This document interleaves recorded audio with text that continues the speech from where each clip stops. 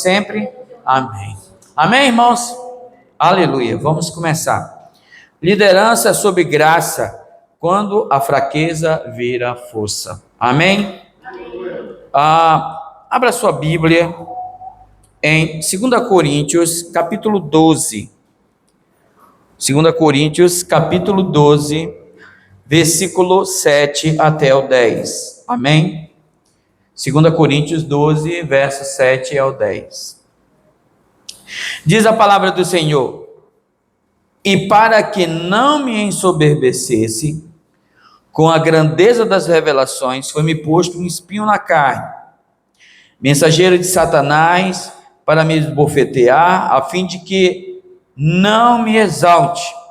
Por causa disto, 3 vezes pedi ao Senhor que o afastasse de mim. Então ele me disse: a minha graça te basta, porque o poder se aperfeiçoa na fraqueza. De boa vontade, pois, mas me gloriarei nas fraquezas, para que sobre mim repouse o poder de Cristo. Pelo que sinto prazer nas fraquezas, injúrias, necessidades, perseguições, nas angústias, por amor de Cristo, porque quando sou fraco, então é que sou forte. Amém, irmãos? Porque quando sou fraco é que sou forte. Amém? Agora abra sua Bíblia também em Hebreus, capítulo 12, versículo 1 a seguir, até o 3. Hebreus, capítulo 12, verso 1 a seguir, diz assim: portanto, também nós, visto que temos a rodear-nos tão grande nuvem de testemunhas, desembaraçando-nos de todo o peso e do pecado que tem nas mentes nos assedia, corramos, diga comigo, corramos com perseverança a carreira que nos está proposta, olhando firmemente para o autor e consumador da nossa fé, Jesus, o qual, em troca da alegria que lhe estava proposta, suportou a cruz, não fazendo caso da ignominia, e está assentado à destra do trono de Deus. Considerai, pois, atentamente aquele que suportou tamanha oposição dos pecadores contra si mesmo, para que não vos fatigueis desmaiando em vossa alma. Aleluia! Nós cremos, irmãos, que o apóstolo Paulo ele foi um dos maiores líderes da história. Amém? Mas ele não escondia as cicatrizes da sua caminhada. Isso daí é um fato. Amém? Ele entendia que o desânimo no ministério não é um sinal de pecado. Amém? Ele entendia que o desânimo no ministério não é um sinal de pecado, mas um sinal da nossa dependência de Deus. Amém? Então, no Novo Testamento, a resiliência não é aguentar firme. Resiliência é repousar na graça. Amém? Bom, irmãos, nesses tempos agora, nós temos passado por duras provas, por assim dizer. Eu creio que Deus está forjando uma liderança nesse local. Amém? E nós precisamos parar para respirar e enxergar o que Deus tem a falar conosco por meio das circunstâncias. Esses dias mesmo, ontem, foi um dia que eu falei com vários pastores. E o Senhor me deu a graça de vários pastores entrar em contato comigo, Então, eu fiquei muito feliz, me senti encorajado, De que, de fato, as igrejas, elas têm passado por uma espécie de prova, De que os irmãos recebem a palavra e parece que travam, Outros não querem caminhar na palavra, outros não querem caminhar no propósito para que você venha um dia governar com Cristo. Não estou dizendo que você não vai entrar no reino. Eu estou falando de governar. Governar é uma coisa, participar do evento é uma outra coisa. Amém? Então, tudo aquilo que engloba pregação do evangelho, visita, disposição para estar ali, para proclamar o evangelho, tudo isso, um dia, acredite firmemente, você será recompensado por Deus. Cada irmão que oferta, ele está trazendo aqui na vida da igreja, alguém abra para o rapazinho. Cada irmão que vem aqui na vida da igreja e traz uma oferta dada de coração ao Senhor, você sabe o que acontece, irmão? Esse irmão, ele vai sim, ele está cooperando com a obra. E essa obra, ela vai o quê? Avançar. Nós já trabalhamos no passado, e creio que esse ano nós vamos reforçar essa questão, que a igreja em Atos, ela pelo menos tinha 3 ministérios ali bem claros para nós, que era o ministério do serviço, né? O ministério das riquezas e o ministério da palavra. Você vê que Barnabé, ele tira das suas riquezas, dos seus terrenos, e ele oferta a sua terra, ele vende a sua terra, ele oferta ali para que a igreja e a sua obra, ela continue prosperando, amém? Então isso daí, querendo ou não, é um ministério. Cada irmão que ele traz aqui, porque muitos irmãos, eles não são chamados para pregar o evangelho, amém? Mas muitas das vezes ele pode abrir a porta da casa dele para receber uma célula. Ou muitas das vezes ele pode ser aquele irmão que gosta de pegar as pessoas na casa e levar para a célula. Isso é um serviço, ele está disponibilizando o tempo dele para que a obra de Deus, ela venha o quê, irmãos? Avançar. Isso daí, querendo ou não, é um propósito, é um ministério, por assim dizer. E também tem o serviço, né, de servir ali as mesas, né? Tinham os diáconos que foram levantados para que pudessem servir as esposas dos helenistas, as viúvas que não estavam sendo assistidas nas suas necessidades. Então, foi que se levantou os diáconos para que eles, então, pudessem servir esse grupo de irmãos. Isso é vida da igreja. E o apóstolo Pedro, ele fala assim, que não era bom eles deixarem o ministério da oração e a palavra para servir aos irmãos. Então, perceba bem que cada um de nós temos uma posição na vida da igreja. O fato de o irmão não liderar não significa que ele não seja parte da vida da igreja e não significa também que ele não seja útil na obra, amém? Só que como pastor, pastor Danilo, eu entendo que o irmão ele tem uma vida saudável uma vez que ele sempre está vindo. Ele vai estar recebendo a palavra, ele vai estar se alimentando, ele vai estar trazendo para o coração dele. Ele não é um irmão ativo na célula, assim, ele é um irmão participativo, amém? Ele está ali, ele recebe, amém. Mas ele é importante para a vida da igreja, amém? Ele pode ser usado em vários fatores, né? Um irmão ele pode estar ajudando no serviço, no encontro, para fazer uma comida, né? Tem inúmeras partes. Então, a igreja, ela é um corpo. E quando nós vamos lidar com a população cristocêntrica, que tem Cristo no centro, então nós precisamos uns dos outros. Amém? Então, eu, por exemplo, quando recebo uma ligação de um pastor, e eu faço de tudo para sugar ele. Por quê? Porque eu sei que ele também passa pelas mesmas tribulações que eu passo. Ele passa pelas mesmas lutas também que eu passo. Alguém pode levantar só um daquele lá para mim? Só um daquele lá para mim. Então o que acontece? Nós vamos observar claramente que cada pastor tem uma luta em cada cidade. Então nós estávamos compartilhando sobre isso. E essa palavra, é exatamente para nos reanimar. E será bênção essa capacitação da vinha no oeste do Pará. Vai ser muito proveitoso, muito abençoador. Então, reforço, dia 7 de março esteja aqui, irmão. Para a glória e a honra do nome de Deus. Dê um jeito, prepare alguém, coloque alguém no seu lugar, mas esteja aqui. Eu tenho certeza que você será tremendamente abençoado. Amém? Muito bem.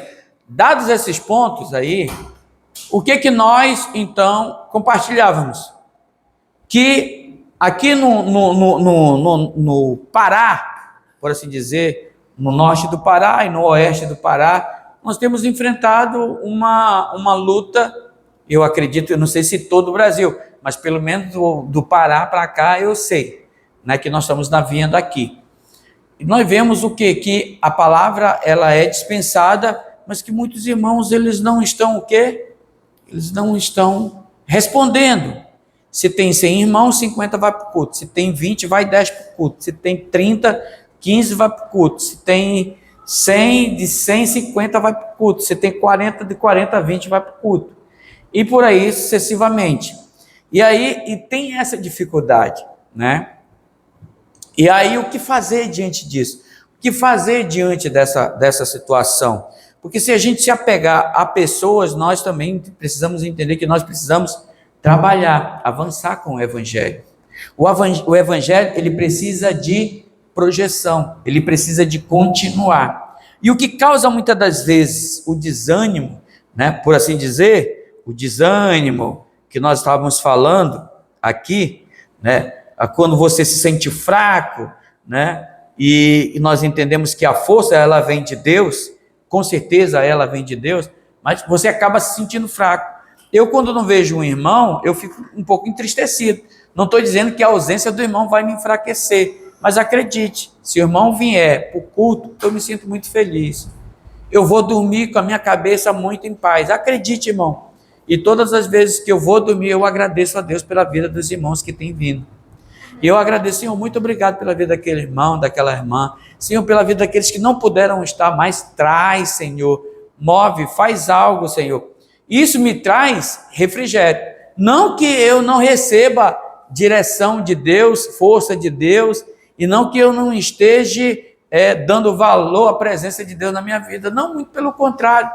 O Senhor me traz força por meio da igreja. Amém? Porque Ele estabeleceu a igreja na terra como a sua autoridade. E eu sou um pastor, sou um anjo da igreja local. Amém? Então, nós, como pastores, nós estávamos conversando sobre essa questão. E eu estava liberando uma palavra de fé para o pastor também. E o pastor também me liberou uma palavra de fé. E isso me encorajou a trazer essa palavra, né? Que nós estamos passando por uma luta, mas que nós vamos vencer. Eu me lembro, nós vamos inteirar 3 anos agora em julho. Julho ou é junho? Acho que é junho, lá pelo dia 15 de junho. Nós vamos inteirar 3 anos aqui em Santarém. Eu me lembro que no primeiro ano nós fazíamos culto, eu, a Marta, o Mateus e a Daiane. E aí, uma semana ia o pessoal do Ezequias, a outra semana ia o pessoal do Zedequias, não é isso? Aí, mas tinha semana que não iam. E aí, quando os irmãos não iam, aí vinha o Merquione. Aí ficávamos em 5. Então, era 4, 5, 6, 6, 7, 8. Os irmãos lembram disso? A gente passamos quase um ano. Quando os irmãos não vinham, aí veio a irmã Carla e o irmão Miguel. E aí foram. Beleza, no primeiro ano para o segundo ano, nós tínhamos 3 células. E aqui em Santarém tem uma coisa assim que é muito engraçada, diferente das outras cidades. É uma cidade turística, e como a gente ganha pessoas, e a gente nós estamos ali consolidando os irmãos para congregarem na igreja local, aí termina o tempo, eu vou ter que viajar, né? Eu vou ter que ir para outra cidade. Os irmãos lembram do irmão Gabriel? Gabriel foi embora com a esposa. Só na casa do irmão Gabriel eram 7 pessoas. Aleluia. Mas o irmão está bem, graças a Deus. Está permanecendo firme na vida da igreja lá, local. Glória a Deus por isso. Vocês lembram também de um casal que tinha aqui em cima? O irmão Jonathan e a irmã... Esqueci o nome da irmã, da esposa dele. E tinha um casal de filhas, né? Estava se firmando. Ellen, irmã Ellen, exatamente, aí as duas filhas. E aí, quando estava tudo ok, assim, para engrenar, aí voltaram para a cidade delas, né? A Maria Eduarda também estava engrenando, foi fazer faculdade lá para Cascavel, não é isso? Então, existe esse lado, os irmãos vêm, os irmãos vão. E aí, não é que você não esteja executando um trabalho, é muito importante o líder entender, ter a visão do que está acontecendo ao redor dele, para que o inimigo não coloque na vida dele, no coração dele, que ele está sendo rejeitado. Então, nós não somos rejeitados, entenda isso. As pessoas não rejeitam a gente, elas rejeitam a palavra. Amém? Amém. Mas muitas delas também passam por nós, são edificadas e continuam na vida da igreja delas. Amém? Tem gente que passou conosco da igreja católica que sente muita saudade da nossa igreja, mas que essa pessoa precisa tomar uma decisão. Os irmãos católicos são nossos irmãos. Eles creem em Cristo Jesus como também nós cremos. Existem certas diferenças e tudo, mas eles têm Cristo como Senhor. Semanalmente, se não me falha a memória, eles ceiam, né? Mas mais até do que a gente ceia uma vez por mês, né? Então, esses irmãos também são filhos de Deus, eles estão lá. Tem outros casais que foram para a Assembleia de Deus, outros casais que foram para a restauração, outros casais que foram para a Igreja da Paz, que foram restituídos e estão caminhando. E aí, o que fazer diante disso? Nós precisamos parar para enxergar o que está acontecendo. E eu liberava a palavra para o pastor, de pastor, continue. Uma hora, pode ser que a gente canse e o dia esteja raiando, e o Senhor, Ele vai dizer assim, ó, lança a rede ao largo, né? E sobre a palavra dele nós vamos lançar. Mas vamos continuar fazendo. Vamos continuar projetando o crescimento da vida da igreja. Amém? Todo líder, ele tem um espinho. Diga comigo, todo líder tem um espinho. Olha só, Paulo, ele tinha um espinho na carne. Líderes enfrentam pressões externas, críticas. Amém? Críticas, falta de recurso. Olha só, líderes enfrentam pressões internas, pressão interna, lutas internas, lutas que ninguém vê, lutas que, diz a história, é aonde o homem chora e a mãe não vê. Ele passa por crise. Toda pessoa que um dia será chamada por Deus passa por crises internas. Sabe? Crises internas, decisões internas. Seguir Jesus é uma coisa muito interessante e muito maravilhosa, mas também muito ardosa. Porque em cada passo que você vai dando na sua vida ministerial, e eu falo ministerial porque uma vez que você entra em Cristo, você faz parte desse corpo. Amém? Na sua vida espiritual e ministerial, cada passo que você dá, o próprio Senhor, ele vai removendo alguma coisinha da sua vida. O Senhor, ele não vai fazer assim, ó, tchá, mudou a tua vida, não. Ele vai fazendo você dar os seus passos, as suas andanças, e daqui a pouco ele tira uma coisa. E depois você vai andando, ele puxa outra coisa. Não é assim? Então, existem esses conflitos internos. Tem uma hora que você vai ter que deixar determinada coisa. Por quê? Porque Deus está te chamando. Amém? Então, o conflito interno não é para saber a sua identidade. Você sabe quem você é em Cristo. Os conflitos internos cara, aqui, essa situação aqui está me sufocando e eu preciso fazer uma escolha. Amém? Jesus mesmo falou, né? Quem não aborrecer? Vamos lá? Quem lembra? Pai, mãe, nora, sogra, marido e esposa e filhos e até mesmo a própria vida não pode ser meu discípulo. Veja bem, ele não está dizendo filho, ele está dizendo meu discípulo. Então tem coisas que causam aborrecimento para nós mesmo, porque nossa carne, ela não quer deixar de mão. Então vai ter que haver ali uma guerra, um conflito. Paulo, ninguém sabe que espinho de fato era esse. Eu nem me atrevo a dizer que tipo de espinho era esse. Mas ele orou por 3 vezes. Ele orou, Senhor, tira esse negócio de mim, arranca de mim. Então, líderes têm conflitos. E Deus pode arrancar? Sim ou não? Pode. Mas ele prefere que fique. Para quê? Para você romper.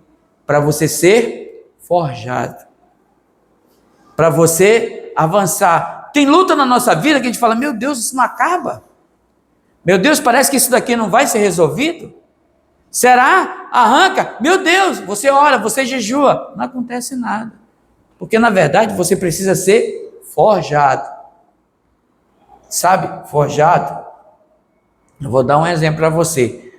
A forja de Deus em nós é como o ouro no fogo.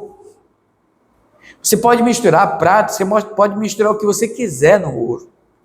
Quando o ouro vai para o fogo, da quentura do maçarico, só ali é que dá para separar coisas de dentro de nós. Entende o negócio? Então, a vida do Espírito, ela habita dentro de nós. Amém? E a vida do Espírito rejeita todo o corpo estranho do Espírito. Né? Alguém já furou a mão com ferpa de madeira? Né? Aí tá lá, não tá doendo e tal. Mas o corpo, ele vai rejeitar. Por quê? Porque é um corpo estranho que está dentro dele.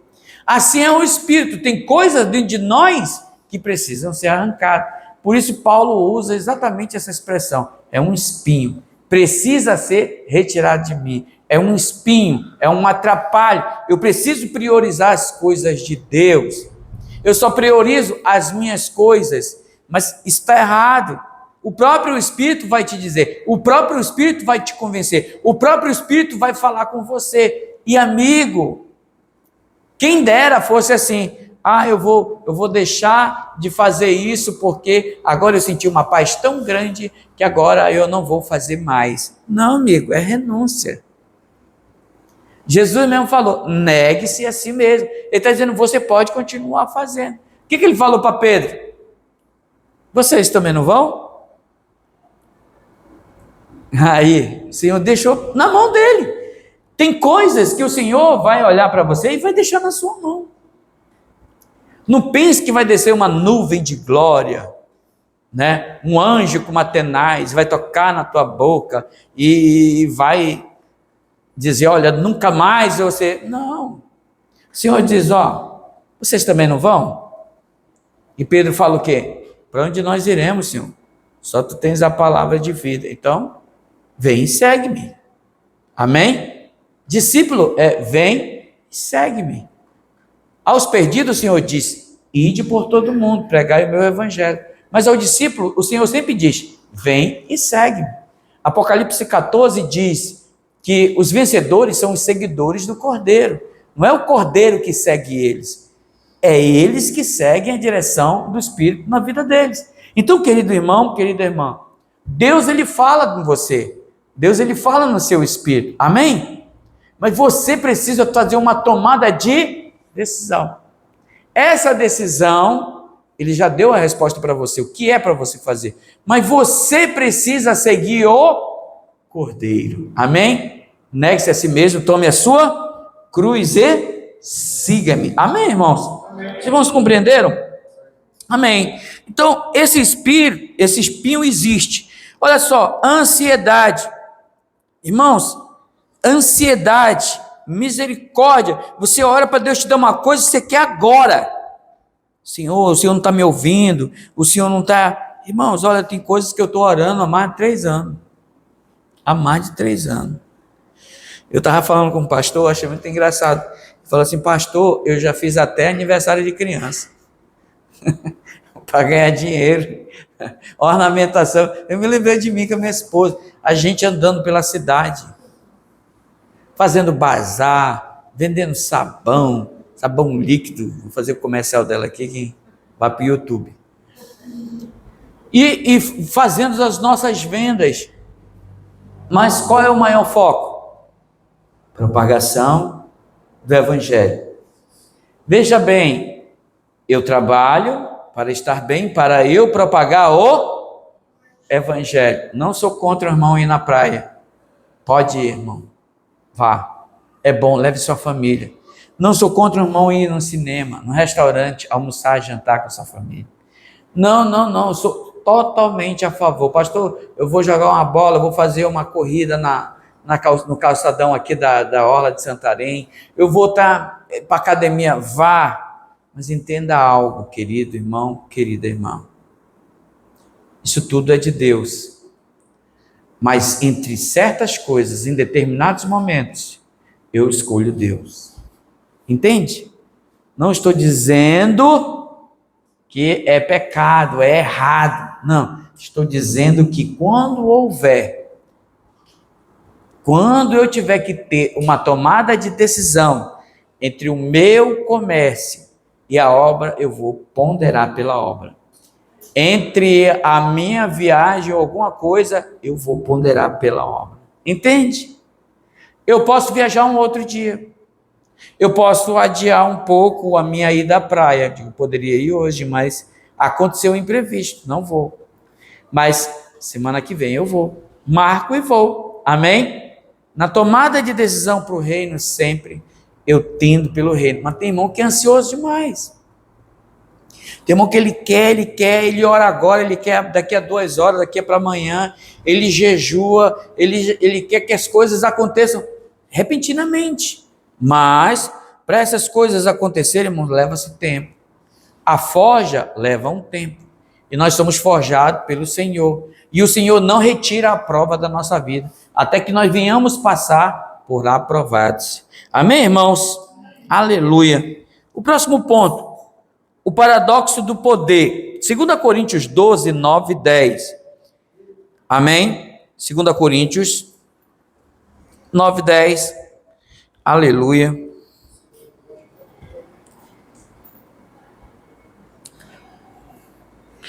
Alguém pode ler para mim também? Bom, quando a igreja é pequena, aí a gente pode interagir com os irmãos. 2 Coríntios 12, 9, 10. Vamos lá. Capítulo 12, versículo 9 e 10. Diz assim. Fala aí. E disse-me, a minha graça te basta, porque o meu poder se aperfeiçoa na fraqueza. De boa vontade, pois, me gloriarei nas minhas fraquezas. Nas minhas Para que fraquezas. em mim habite o poder de Cristo. Aleluia. 10. Porque sinto prazer nas fraquezas, nas injúrias, nas necessidades, nas perseguições, nas angústias, por amor de Cristo. Porque quando estou fraco, então sou forte. Olha só, irmãos. Que versículo poderoso. Por quê, irmãos? Então ele me disse, ele quem? O Senhor. O Senhor fala para Paulo, a minha graça te basta. A minha graça é suficiente para você. Eu estou sendo gracioso com você. Isso mostra que muitas das vezes nós não olhamos para o que já alcançamos e olhamos somente para o que nos falta. E Satanás traz a imagem de que Deus não é um Deus provedor na nossa vida. Amém? Que Deus está faltando. Nunca é agradecendo pelo que já alcançou. O Senhor está falando, a minha graça te basta. Nós temos um problema muito sério que o povo de Israel teve também lá no deserto. Nós temos medo de depender de Deus. Sabia disso, irmãos? Quando o Senhor levou o povo para o deserto, que passou pelo Mar Vermelho, que eles chegaram na frente das águas de Mara, que significa água amarga, vida amarga. O que eles falaram? Fugimos de lá, viemos para cá para morrer de sede. Lá pelo menos tinha água. Moisés foi diante do Senhor, o Senhor falou, quebra um galho dessa árvore e joga lá que a água vai ficar purificada. Ele quebrou e jogou a água, se tornou potável. Todos passaram a beber, amém? A raiz de Jessé, tocando na água morta, trouxe o quê? Vida. Tipifica o quê? A raiz de Jessé, Deus, enviando Jesus, tocou em nós, porque nós, as nações, representam o mar, as muitas nações.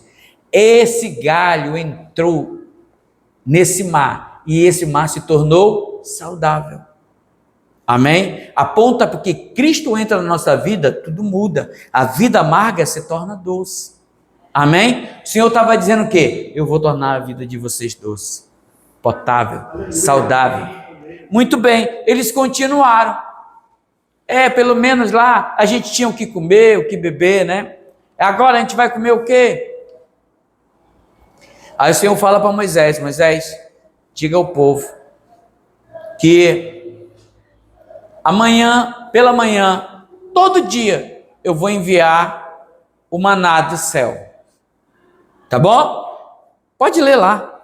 Você vai ver coisas maravilhosas que o Senhor fala para Moisés. Moisés diz para cada um pegar o suficiente para sua casa naquele dia. Sim, senhor. Moisés foi, levou a mensagem, olha, cada um vai pegar a sua panela, tá bom. Só que teve famílias que pegaram 10 panelas, pegaram 15 panelas. Adivinha o que aconteceu? Estragou. Vieram os bichos, os morfos, e destruiu toda a comida. Amém? Destruiu tudo. Só prestou o que eles iriam comer.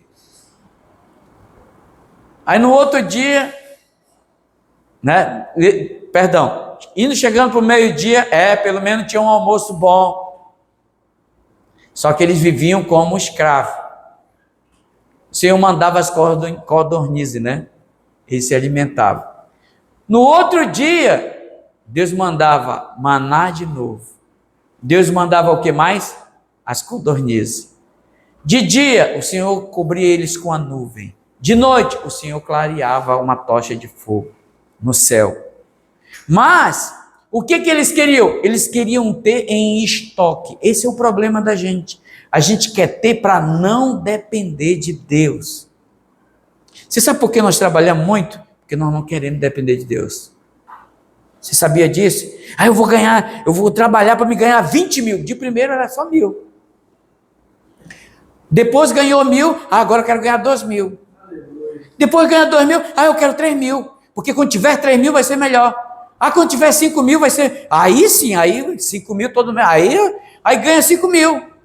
Agora eu vou trabalhar para ganhar 10.000. Aí o Senhor dá os 10.000.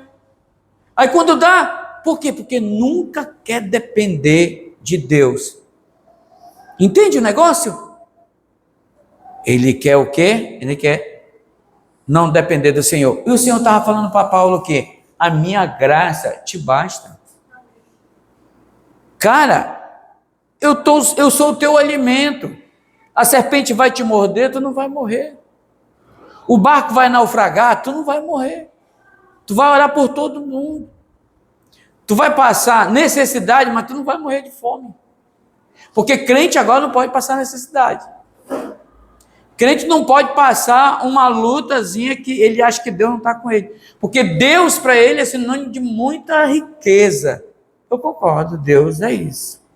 Mas não se esqueça que Jó passou por uma luta que ele ficou se raspando, que nem unha mais ele tinha na mão. Era com caco de telha. Mas ele teve que passar. Não estou dizendo que você vai passar a mesma coisa. Mas existem pessoas que passam por provas. E a gente precisa ser o quê? Mais agradecido.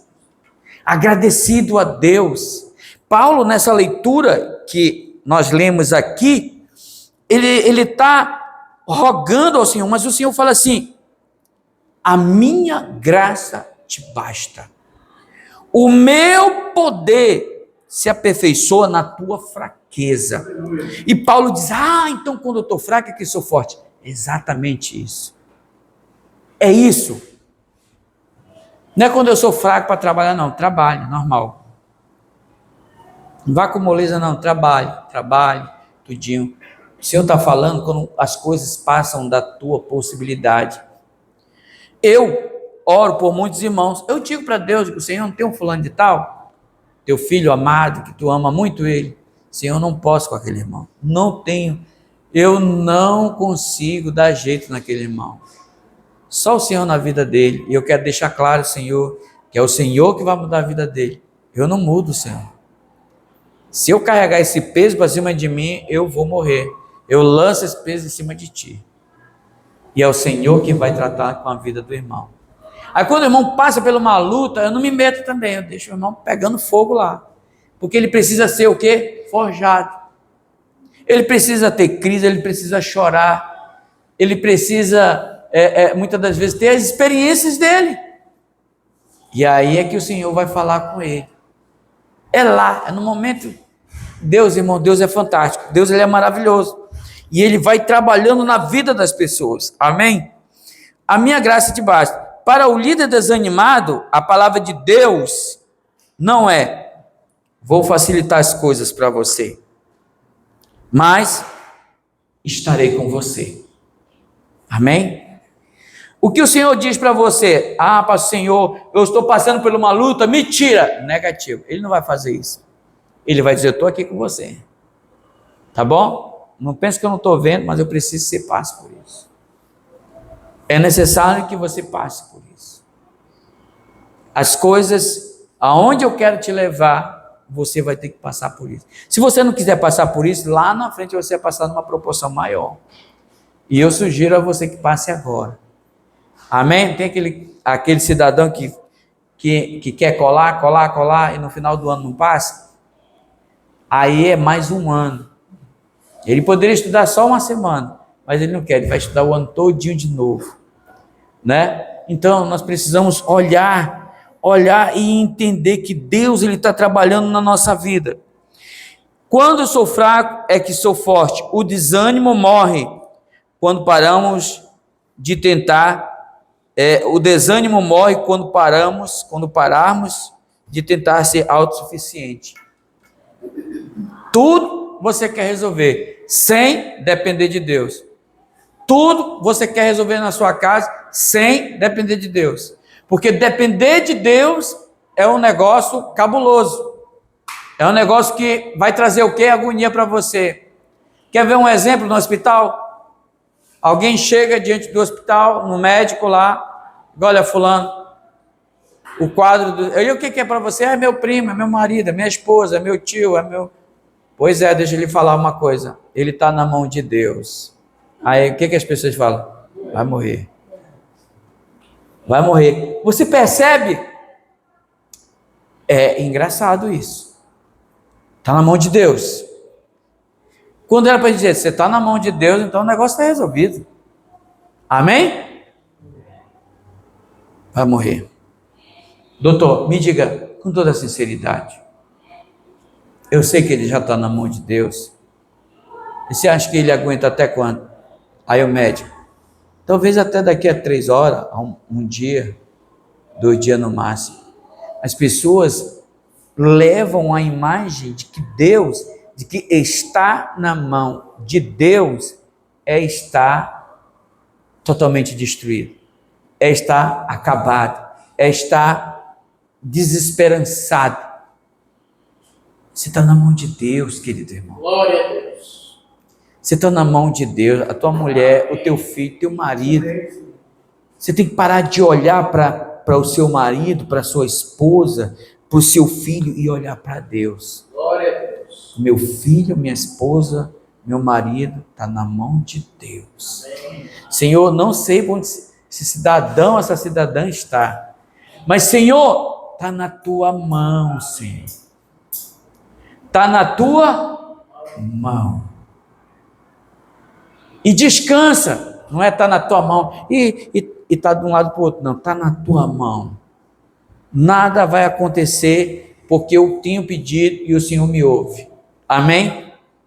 Esse é um ponto. Então, nesse sentido, nesse segundo ponto, nós vemos que existe um paradoxo do poder aqui. Então, ser poderoso é estar na graça. Eu estou poderoso porque eu estou dependendo. Acabou a minha força. Esvaziou tudo aquilo que eu tinha de esperança. Tudo se acabou. E agora eu estou o quê? Totalmente na graça. Eu vou depender do Senhor. É bom você dizer, estou na graça com o bolso cheio. Amém, irmão? Estou na graça. Conta bancária lá, 10 pau, 15 mil, 20 mil. Amém. Aleluia. Estou na graça. Amém. Mas tem dia que você vai dizer, eu estou na graça. Não sei nem o que vai acontecer, mas o Senhor vai prover. Glória a Deus. Amém? Eu tenho passado experiências maravilhosas com o Senhor. Eu oro para o Senhor, digo, Senhor, eu preciso disso, e Ele me dá. Senhor, eu preciso daquilo, e Ele me dá. Senhor, eu preciso daquilo outro, e Ele me dá. E eu oro por pouco dinheiro que entra lá no meu caixa lá, eu oro pelo pouco e digo, Senhor, transforma. Multiplica esse valor aqui, e parece que o dinheiro vai multiplicando, que vai pagando um, vai pagando outro, paga um negócio aqui, paga outra coisa ali, e vai multiplicando. Por quê? Porque aquele dinheiro é um dinheiro abençoado. Aleluia. Amém? Foi o Senhor que me deu. Ele me deu. Eu achei engraçado, não sei qual foi o dia, eu estava tão cansado, minha esposa estava conferindo, falou, Danilo, hoje foi devagar demais. Foi, né? Eu tenho hora que eu estou zen. Na maioria das vezes eu estou conversando com ela, mas a minha cabeça está lá no outro mundo. Aí ela fala assim, olha, hoje deu pouca gente, hoje nosso comércio foi... Aí eu fiquei assim, é verdade. Só que ela não sabe, ela está sabendo agora, a minha cabeça está lá no outro mundo. Eu senti isso.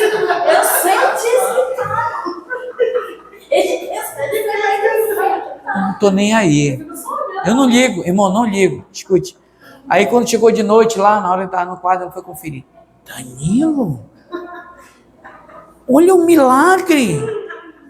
Pois é, não tinha dado nada, né? Olha esse milagre aqui, olha isso, olha aquilo outro. Então, meu Deus, ou seja, ninguém viu, nem os nossos olhos viram. Mas o Senhor mesmo, Ele vai. Isso é você viver na graça. Entendeu? Isso é Deus cuidando de você. Isso é Deus zelando por você. Você acha que Deus te quer endividado, irmão? Não. Mas seja sábio com o que você compre. Você acha que Deus quer você enrolado? Não. Se você for coerente, chamar Ele para comprar, com certeza Ele vai te dar favor para pagar. Mas você não chama o Senhor, se mete numas bicas aí, uma sinuca de bico, e aí no final da conta quer chamar o Senhor ainda é gracioso, Ele ainda entra. Mas o coerente é você chamar o Senhor. O que você quer? O que você tem pedido do Senhor? Mas pare um pouco também para ouvir o que o Senhor quer de você. Ele não quer ouro nem prata da tua mão. Mas Ele diz, meu filho, eu quero te ver toda semana. Irmão, todo dia, na virada do dia, Deus ia vir ter com Adão. Dava aquele horário, Deus ia lá com Adão. Você acha que Deus não quer te ver todos os dias? Você acha que Deus não quer liberar uma palavra para abençoar a tua vida num culto? Você acha que Deus não quer te abençoar numa célula? Você acha que Deus não quer usar a boca de um irmão para profetizar sonhos na tua vida? É tudo Deus planejando sobre a tua vida. E muitas das vezes a gente não tem tempo para as coisas de Deus, de onde vem a provisão para nós. A gente quer estar longe, todo o tempo longe, mas isso daí não é o propósito de Deus. O propósito de Deus é o quê? Meu poder operar na tua fraqueza. Vem todo fraco para mim. Continua vindo fracassando do meu lado, que eu vou te prosperar. Tu vai ver que eu é quem sou a tua provisão. Tu vai ver o que é passar anos e anos sem comprar uma caixinha de remédio para o teu filho, para tua filha. Tu vai ver o que é uma enfermidade sumir do teu corpo do nada. É Deus cuidando de você. É Deus zelando por você. Amém, irmãos? Terceiro ponto aqui. Olhando para os líderes dos líderes. Hebreus 12, 1 ao 3. O alvo correto, né? Olhando firmemente para Jesus. O desânimo acontece quando o líder olha demais para as ovelhas, olha demais para os problemas, olha demais para os números e tira os olhos de Cristo. Amém? Olha demais para as situações, para de olhar para Jesus Cristo. O pastor Joseph Prince, nessa conferência que teve em dezembro do ano passado, ele falava exatamente isso. O que o diabo faz com os filhos de Deus, que não querem viver na graça? Coloca um cara aqui para cortar a tua luz, coloca outro aqui para cortar a tua água, e ele começa a colocar fogos do teu lado, problemas, para desviar a tua atenção, a tua visão. Começa a colocar um monte de problema ao teu redor, e daqui a pouco tu para de olhar para Cristo e está olhando só para querer apagar o fogo, para querer resolver os problemas, por força própria. A minha oração sempre é: Senhor, eu estou aqui, eu quero te dizer algo. Eu vim pastorear essa igreja em Santarém. Essa igreja que surgiu do nada, mas o Senhor vai fazer ela frutificar. Senhor, talvez eu não seja o melhor pastor, mas o Senhor me escolheu. Talvez eles não sejam as melhores ovelhas, mas o Senhor escolheu eles. Tudo é a escolha de Deus. Então, Senhor, eu estou na tua mão, e eles também estão nas tuas mãos. O Senhor cuida deles, o Senhor cuida de mim. O Senhor é quem cuida de nós. E eu quero depender de ti. Amém? Então, todo líder, ele precisa se focar no alvo. Qual é o alvo? Qual é o nosso alvo? Olhar para Cristo. Quando eu olho para Cristo, a enfermidade sai. Quando eu olho para Cristo, a provisão chega. Quando eu olho para Cristo, os peixes multiplicam. Quando eu olho para Cristo, o pão multiplica. Quando eu olho para Cristo, que eu não tenho dinheiro, da boca do peixe sai a moeda. Quando eu olho para Cristo, a morte sai fora e a pessoa ressuscita. Quando eu olho para Cristo, o Senhor sana, o Senhor usa pessoas, o Senhor usa meios, e eu sou o quê? Abençoado. Mas eu preciso entender que eu preciso correr a carreira que me está proposta. Correr, olhando para Cristo. Olhando para Cristo, nós vamos vencer. Se nós pararmos de olhar para Cristo e você começar a olhar só para sua mulher, a dificuldade, as falhas dela, você vai morrer espiritualmente. Se você parar de olhar para Cristo e olhar só para o teu marido, os defeitos dele, que o homem tem muito defeito, você vai parar, você vai morrer espiritualmente. Se você olhar somente para os seus filhos, você não vai acreditar que ele vai chegar a ser absolutamente nada lá fora, porque o mundo está cheio de crueldade. Você vive preocupado. Se você parar de olhar para Cristo e olhar para o Lula, aí que você sucumbe mesmo de vez à fé. Por quê? Porque o diabo, ele está fazendo você olhar para as coisas dessa vida. E o Senhor está dizendo aqui em Hebreus 12 que nós precisamos olhar para o alvo, para o prêmio da soberana vocação. O apóstolo Paulo fala lá em Filipenses: uma coisa faço, esquecendo das coisas que para trás ficam, eu prossigo para o prêmio da soberana vocação. Há um prêmio para os vocacionados. Deus te chamou para uma vocação. E você é importante para essa igreja. Diga para o seu irmão que está ao seu lado: não importa o seu papel aqui dentro. Você é importante aqui. Você precisa estar aqui todos os domingos. Você é importante para o irmão que te abraça. Você é importante para o irmão que fala com você. Você libera a palavra de Deus porque Ele coloca em você. Você é importante. Você foi vocacionado. Os irmãos entenderam?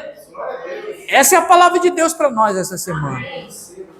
Todos os santos são importantes. Amém? O que eu poderia dizer aqui para você? Colocar uma missão aqui para você. Ligar para um irmão que não veio para o culto hoje. Amém? Ligar para ele. Vai lá, escolhe aleatoriamente. Ô irmão, nem lhe conheço, mas libere uma palavra de Deus na vida dele. Vai lá, tem um monte de número lá no grupo da igreja. Vai lá, libera a palavra na vida dele. Não estamos sozinhos. Amém? No Novo Testamento, o Senhor ele nos chama para comunhão. O desânimo, ele se fortalece, sabe quando, irmão? Quando nós nos isolamos. Amém? Quando é que você morre espiritualmente? Quando você fica sozinho, isolado. Amém? Então, nós não precisamos andar isolado. Nós precisamos nos envolver mais. Falar mais uns com os outros. Ligue para o meu celular, irmão. Não vou ligar para o pastor, porque o pastor não tem. Tenho tempo sim, ligue para mim. Fale um pouco da sua vida. Fale um pouco de você. Vou orar. Pastor, estou precisando de oração. Oro por você. Eu ligo. Eu converso com pastores, eu converso com irmãos, que eu entendo que são referencial, e eu ligo, eu peço ajuda. Então, eu digo uma coisa aqui para os irmãos. Pense nisso que eu estou falando. Você é importante. Amém? E você faz muita diferença na vida do corpo da igreja. Conclusão. Qual é a prática que nós tiramos daqui para uma vida de igreja e liderança? Trocar o fardo. Jesus disse que o fardo dele é leve. Amém? Mateus 11:30. Se a igreja entender que está pesado demais, talvez seja algo que você está carregando que Deus não pediu para você carregar. Vou falar uma coisa aqui para os irmãos. Tem problemas na família que sempre tem aquela pessoa que quer resolver o problema de todo mundo. E ele casa, e ela casa, e ainda quer continuar resolvendo o problema de todo mundo. E as pessoas já estão velhas, de barba, e ainda continua querendo resolver o problema de todo mundo. E vai da sala, vai à cozinha, e daqui a pouco pega um infarto, morre, pega um derrame e morre. E Deus vai dizer: eu não tenho nada a ver com isso. Você está carregando uma coisa que eu não coloquei nos teus ombros. Entenderam o que eu estou falando? Cada um de nós temos uma posição diante de Deus. Quando você cresce espiritualmente, é você e Deus. Quando Deus está trabalhando na vida de alguém, não se meta. Ore por ela. Não fique tentando ser o referencial da vida dela, mas continue orando por ela, para que ela venha crescer em fé, para que ela tenha uma experiência de dobrar o joelho no quarto dela e dizer: Senhor, eu estou fazendo tanta da coisa errada, mas eu quero aqui o Senhor transforme a minha vida. E o Senhor convencer ela lá. É uma experiência dela com Cristo, não é uma experiência dela com você. Nós temos que ter fé. Até para ser pastor, você precisa ter fé. Eu libero uma palavra aqui, amém? Eu creio que essa palavra é que vai mudar a vida de você. Não é eu. Eu estou aqui para liberar essa palavra. Eu tenho consciência disso. Eu procuro ir dormir da melhor maneira possível, entendendo que Deus é quem está cuidando da tua vida. Porque se eu for dormir pensando, meu irmão, por que aquele irmão não veio? Por que aquele outro não veio? Meu Deus, qual o problema que aquele irmão está passando? Eu vou pegar um infarto. Eu posso pegar um derrame. Eu posso morrer. A minha vida se tornar pesada. O mundo não me ama mais e um monte de coisa. Mas eu entendo que o Senhor me ama. Então, carregue somente o fardo que Jesus te deu. O fardo dele é leve e o jugo dele é suave. Amém? O jugo do seu marido é para você? Tem irmão que fala, lá vai a tua cruz, irmão. Teu marido não é cruz para você. Amém? Tua mulher não é a tua cruz. Amém? A tua cruz é a tua vida com o Senhor. Cada um pegue a sua cruz e siga-me. A cruz é a renúncia. A cruz é o operar em nós, de arrancar coisas que precisam ser transformadas na nossa vida. E por que eu digo isso? Porque muitas das vezes o marido acha que é a oração, que é ele que vai estabelecer na cabeça da mulher dele, que é ele que vai mudar ela. Ou então ela que pensa que é ela que vai mudar a vida dele. Não é. É o Senhor que opera. Amém? A palavra de Deus diz, só dando um gancho para você, que a mulher, ela santifica o homem. Não é isso? E o homem santifica a mulher. Quanto mais palavras malditas você libera sobre o seu cônjuge, você está sendo usado uma autoridade, inconscientemente. Eu não tenho o poder de abençoar a minha própria vida. Eu creio na palavra. Mas o Senhor designou isso para minha esposa. Ela pode orar e me abençoar, como ela pode me amaldiçoar. Amém? O que faz um bom marido, uma boa esposa, é a oração do cônjuge. O Senhor deu essa palavra, para que da tua boca saia a palavra de vida. É dali. Você pode orar por muita situação, irmão. Você pode orar por muitas situações, muitos problemas. Mas a palavra-chave vai sair da boca da sua esposa. Ela vai abençoar você. E quando ela liberar a palavra de bênção, acredite, vai acontecer. E a sua vida, irmã, não é o tanto que você ora que é abençoado. É o seu marido que abençoa a sua esposa. É o seu marido. É ele que vai abençoar você. E nós precisamos nos ligar nessa questão. Entender que o propósito de Deus é muito maior do que possamos imaginar. Amém? Então nós precisamos entender que o modelo do Novo Testamento é a vida da igreja. O modelo do Novo Testamento é a vida da igreja. Eu concordo que devemos orar sozinho, ter os nossos momentos, mas orar com os irmãos é maravilhoso. Estar com os irmãos é maravilhoso. Liberar a palavra de Deus é maravilhoso. Estar com os irmãos sempre é maravilhoso. Porque quando sou fraco, eu sou forte. Eu preciso entender que é a graça de Deus, amém? Que nos dá força, amém? Diga comigo, liderança sobre a graça